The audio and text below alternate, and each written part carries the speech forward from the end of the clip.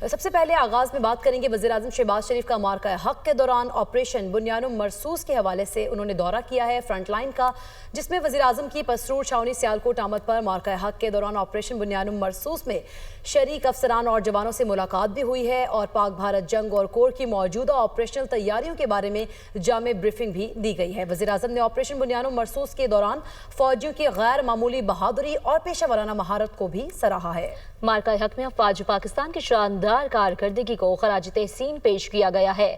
Army chief general Syed Asim Munir اور air chief marshal Zaheer Ahmed Babar Sidhu بھی ہمراہ تھے۔